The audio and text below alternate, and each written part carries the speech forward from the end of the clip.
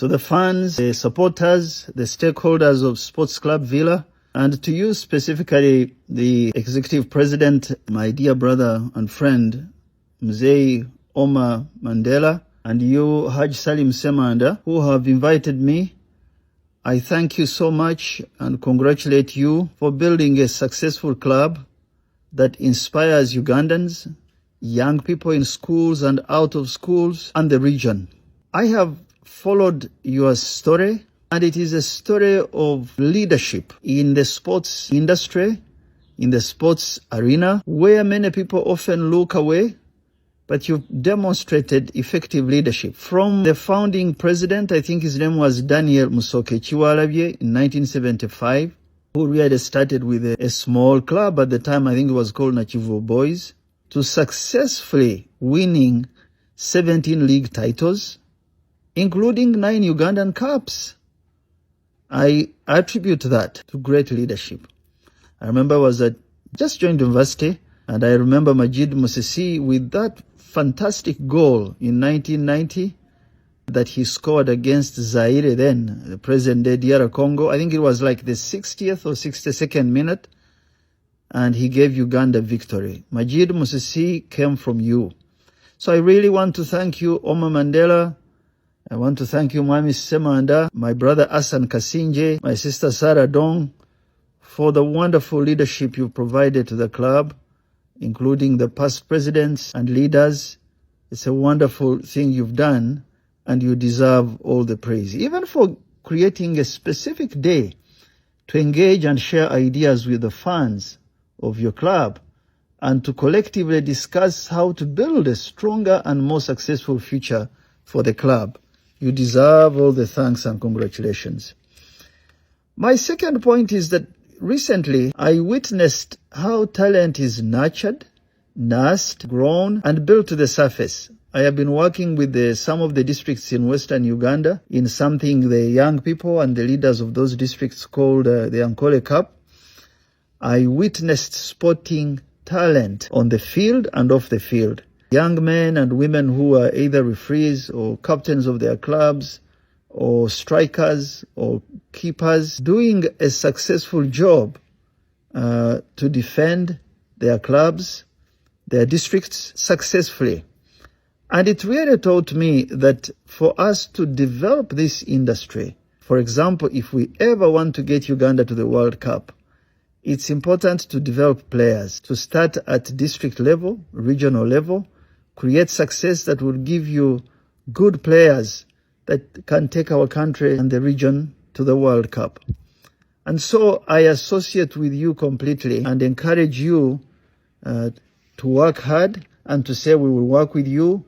If you have ideas of player development, ideas on how you could build a training academy, on things like hospitality, because for me I look at the larger things. We need to look at what people often forget, because that's why we're in exports. Exports is skills, is people, is entrepreneurs like your president, being able to build a capacity at home, domestic economy, so that you can show that domestic capacity at an international level.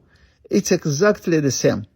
So if you're interested in the hospitality side of this game, of the sport, matters of stadiums, I think we should have a conversation, because these assets will give you capacity as a club, but also will give us wonderful staging ground for the country to develop the sports industry, especially football.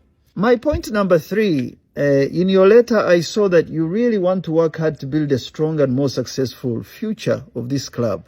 Now I can tell you, as someone who began quietly from an extremely peasant background, but from a family that was faithful, my parents who knew that what you needed to do is work hard, take the child to school and give them food, make sure they don't go to school hungry. I have now known over the years that individual efforts are good, but what is greater is building an institution. So in your case, it's not just building a team for a season. I suppose it should be institutional thinking, not seasonal thinking. When we build institutions, then we can apply rules on how to raise funding. Then we can apply good rules on how to manage and how to lead And so, when you do that, you create what I call guardrails against being politically or commercially exploited. You build a strong future. Finally, I encourage you to expand revenue streams. I am sure that you do merchandising, but can that not be done better? I am sure you do some media rights, broadcast rights, but could this not be done better with consultation and strategic thinking on how to approach the sports industry, given that the country is young? There's focus now on AFCON coming next year, and we see that Uganda stands at the center. When an economy grows, you need to attract good skill in management to ensure that those areas that generate revenue for the country are given attention to. The other day I went to Lugogo to watch the boxers, and I was amazed at the talent coming from all parts of the country, and the discipline and the planning and the things that go into this to produce good, smart, fit, disciplined young men and women. It's absolutely important that we get together and speak about this. So I am open to a conversation face-to-face. I apologize I couldn't make it today, but I thank you for thinking about me, given the work we do in exports and industry and manufacturing and raising production in our villages, and helping the mind and the pocket think together, and winning our young people from bad activities, and strengthening our country for the future.